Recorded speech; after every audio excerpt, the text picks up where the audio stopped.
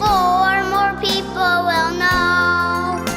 If they tell 2 people and we tell 2 people, then more and more people will know. God gave us His Son, He died for each one, but not all have heard the good news. So you tell 2 people and I'll tell 2 people, and God's family will grow.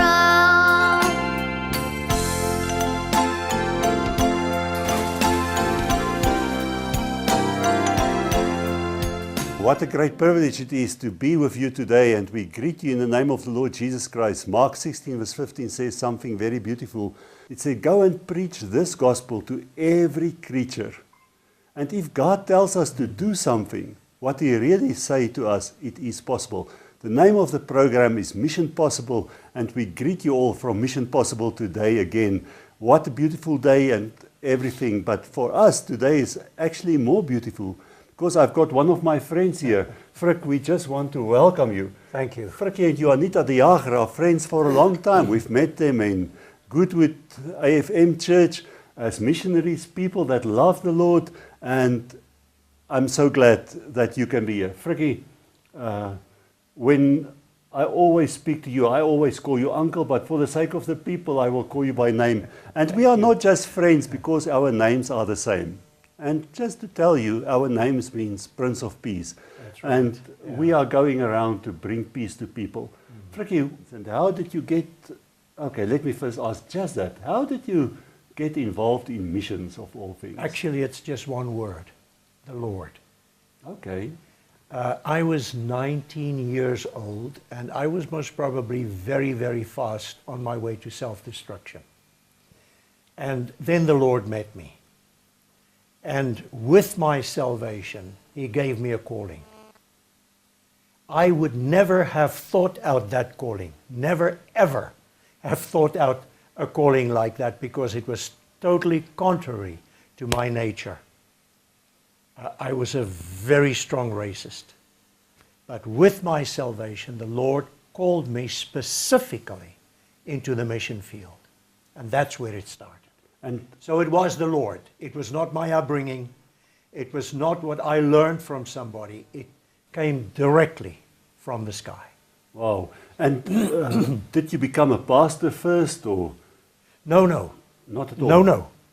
No, no. I immediately requested the church to, it was actually then not even my church, but I requested them to go into the mission field. Somebody then, a pastor actually, took me to what was then Rhodesia. Okay. And he introduced me to some of the people there. When we came back to South Africa, he immediately sent a letter to his head office and asked if I can be enrolled as a missionary in Rhodesia. Wow. Yeah. Frikkie, and if you said you got involved in missions, and you said it was at the age of 19, just not to tell your age to the people, but just for the interesting sake how the things were different, what year did you get involved in missions? Well, if they can calculate, I'm sure you can calculate. I got into the mission field in 1960. Wow. I had my 21st birthday on the mission field. And of course I studied. I did studying by correspondence, and later I went back for a few months almost just to do my final exams and so on. But I studied but since the age of 20, before I was 20, I was on the mission field. Wow. Yeah, and actually this year now, well, you can work it out, it's now 2014. So it's 54 years this year that I have never felt that my calling needs to change. I never felt that there would be a place I'd be happier than where I am. Wow. Just to bring you into the picture, Frikkie started the work in the mission field when I went to grade 1. In 1961, I went to grade 1, and what a blessing. And today we are friends. For him and Juanita, they don't see the age of people or nothing. What they see is the love of God. And to be in my house today is such a blessing for us. And I'm sure when you went out, being different in view of racism and things before, when you went into the mission field, how did you find the friendliness? I always say it's obligatory for African people to be friendly. There's no friendlier nation in the world. And when I speak in America, I always tell the people, if you come to Africa, we will feed you before we eat you. But Frik, how did you experience the love of the people? It's actually, it is marvelous when you really study the work of a missionary. You know, you're right, it's obligatory for them to be friendly. That is part of the respect they have to show to any stranger. And they will respect you for a year or 2 years or 3 years. But it takes a long time before you win their confidence.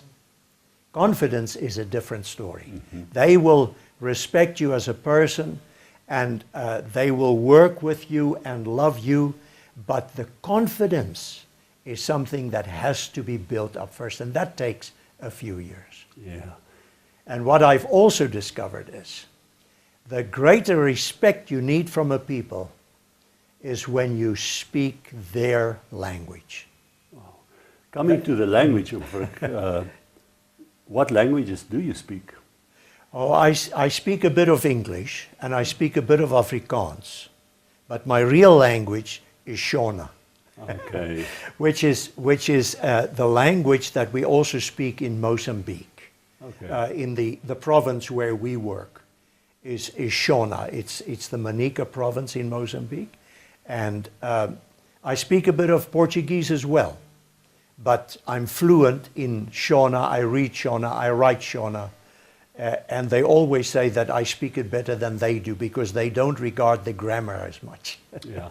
When Frikkie de Jager speak about them and they, I want to say to you, in his heart, he is Shona. He shares it with people. He speaks with people, and his love is that. And there's one language that I saw in him and his wife too, that everybody all over the world understands, and that is the language of love for God and the language of love from God to the people. Frikkie, but as you went to the mission field as a very young man, where did you get a wife? Because you were very young, 19 years old. I remember when I was 19, and I still pray and say, Lord, give me the passion that I had when I was 19 to go out for you, give it back to me. And I pray that prayer many times. But how did you find a wife? Let me just answer you on the passion. I haven't lost that passion yet. Amen. Truly, I will be 74 next month. I'll be 74 years old, and I have never yet lost that passion. And I can testify about that. If you meet Frikkie de Jager and you've met him today, it's a man for passion, of passion. No, I never prayed for a wife. I honestly never prayed for a wife. Actually one time I said I had a great disappointment in my life. And of course then everybody is very interested. What is this disappointment? I said, well, the wife I was to marry was never born. Okay. That was, of course, before I met Juanita. Yeah. Now again, the answer is, how did I meet her? It was also the Lord. The Lord brought us together. She was a girl in Bulawayo. She grew up in Bulawayo. And I was then on a mission station roughly about, in those days it was miles, 80 miles away from where she was. It was 80 or 120 miles away from where she was in Bulawayo. And I enjoyed serving the Lord on my own. Mm-hmm. I was never lonely. I enjoyed doing what the Lord gave me to do, and I enjoyed people at the same time, but I was determined that if I ever do get married, I will not get married because I need a cook and a bottle washer. Great. or somebody to wash my clothes for me. I will marry somebody to love her. Amen. And the Lord brought us together in the AFM church in Bulawayo. Great. And that's where it happened. Wow. That was in 1969 when we got married. Wow. And what we are saying here is just that sometimes people are afraid to say, where will I get a friend? Where will I get a husband or a wife when I answer the call of Jesus Christ?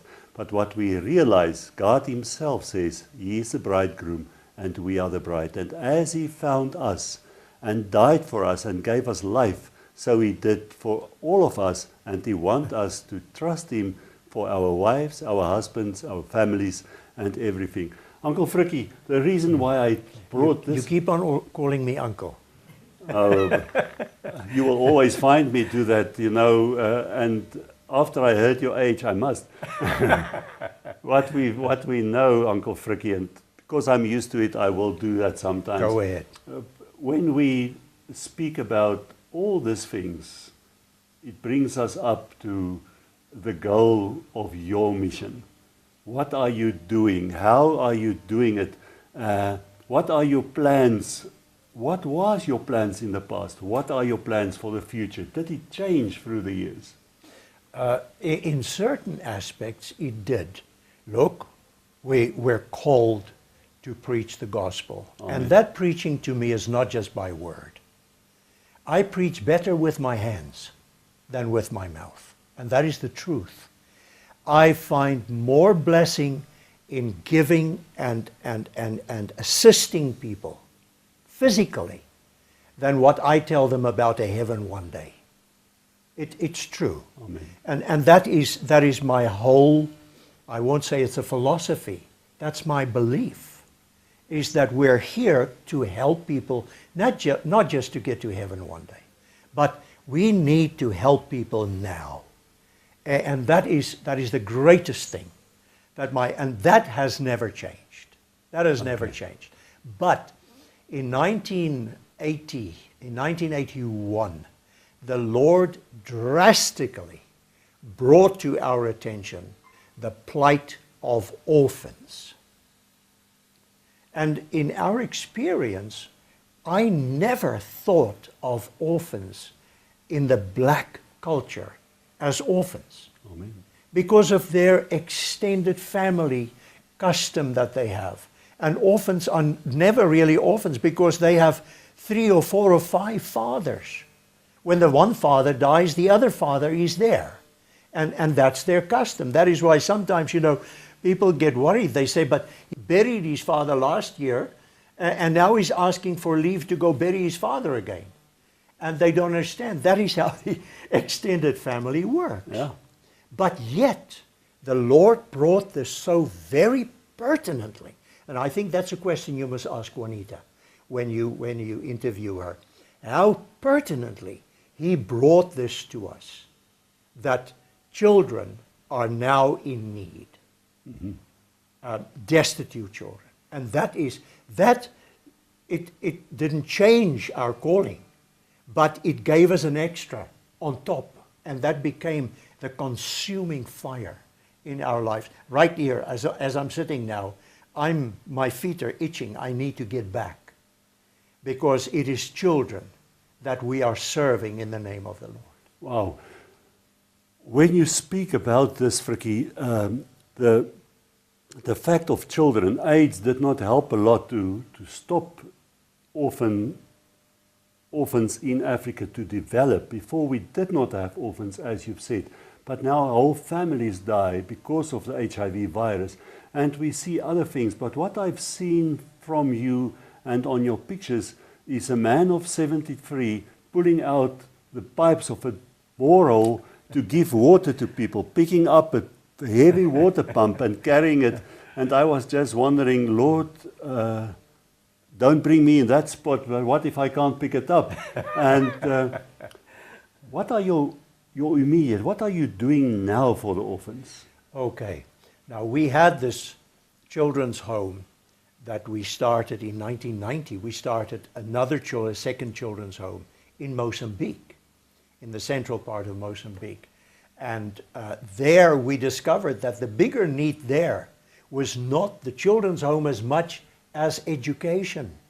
They had had 17 years of war in which there was no schooling, or very little, precious little schooling. And we found children, 17, 18 years old, who had never gone to school. In fact, older than that. And so we realized that here the need is not just to look after orphans, but also to school those who haven't been. Yeah. And so we started immediately with schooling. And and remember to ask this to Juanita. She's got the story of that one, how we started our first school. Okay. But that is, and then the children grew up. We got children into our children's home. We looked after them. We discovered then when they get to the age, and we had built a primary school, 2 primary schools in fact. But when they got to the age where they had to go to high school, they had to leave us. There was no high school nearby. And then we had to find them boarding facilities in a high school, sometimes 150 kilometers away. And so we immediately realized the need of a secondary school. But it was my dream from long ago not to build a secondary school, but my dream to build them a technical secondary school. Wow. It's so great that we speak on Spirit Word Ministries, because the founder of Spirit Word Ministries, Prophet Kobus, he was a technical guy, electronical engineer, someone that loved to work with his hands. The church, as they built it, we saw it, and I'm sure that God will show it to him now, how there's another guy with the same vision to say you can work and you can do it with your hands. That's beautiful. And that's the great. beautiful thing is too that Christ was someone that could work with his hands, and he was I'm always an artisan reminded of it. by trade, but he was also a person with a love for people, and that's what you've got in that technical school, to bring children out to experience much more, that they can help themselves. What we realize, if Frikkie speak about schools in Mozambique, it is not what we sometimes think in your country. What is a school? Sometimes it's just the reeds. Sometimes it's in the open air, just with a tree in the background, with a blackboard or something. Sometimes not even a blackboard, sometimes not even a book. But what I see in many schools is that they plant the trees and stuff like that. And Frikkie and Juanita de Jager is there to say, we want to help the children to help themselves while they learn one thing, that God is God and there is none other than Him alone. Frikkie, you want to share something more. You are burning and I'm taking up your time. Tell me what is bubbling up inside of you. No, now we have started with that secondary school. We've started with it. What we had before as a children's home, and all the children now having left into the secondary school, into the ordinary secondary schools. We're using that now as an infrastructure to modify and develop into a technical secondary school. When the children come out there, they can use their hands to make their own living, and they don't end up in the streets looking for a job. Great. Frikkie, it was so great to have you, and I want to say to you, to build a school does not just happen. The person that I speak to is not one of the richest people that I've ever seen. Although we've got the richest father in God Himself, he and his family believe that God will provide everything. And if you want to write to them, the email address is on the screen and everything. You can have contact with them in Monica province in Mozambique. It's high up in Mozambique. And there's a lot of trials and tribulations that they go through, not maybe as other people see, but malaria is one of the things that always come to people. Sickness is something that hit even Christians and that hit even missionaries. But we believe in Isaiah 53 when he said, He was bruised for our iniquities, and by His stripes we are healed. Mm-hmm. And that we've seen in their lives. Frikkie, to say something as an end, as a challenge to young people and older people that view this program, what is the one short message that you want to say to them? I challenge you for this in life. Yes.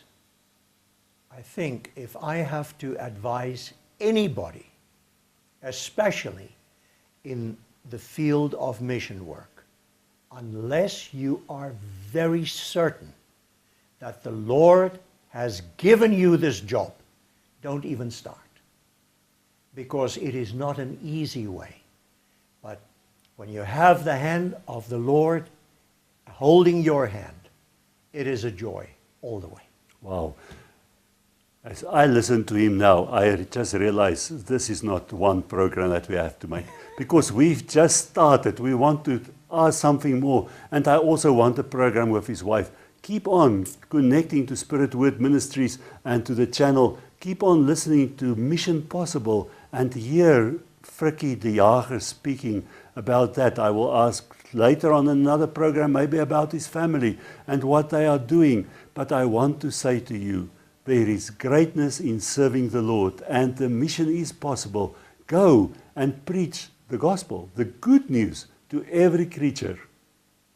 Not even just to people, but also to animals, as I've seen them when they speak about the dogs, about the love that they have for animals, about the love that they have for the earth. I know God has called Frikkie and Juanita de Jager to reach out and train the people about the love of God. I just want to say to you, thank you for coming in and listen to Mission Possible today. May God bless you, and may He make you a blessing. May He make His face shine upon you. May God give you everything you desire. And if God speaks to you about missions, you can start just where you are. And if you're in the school, what God is calling you, study hard, finish your school, be the best person that you can be the best student that you can be, and reach it to the glory of God. Frikkie, Marvelous. Thanks a lot for visiting us at Mission Thank you, Possible. Thank May God bless you very much. Thank And you. God bless you.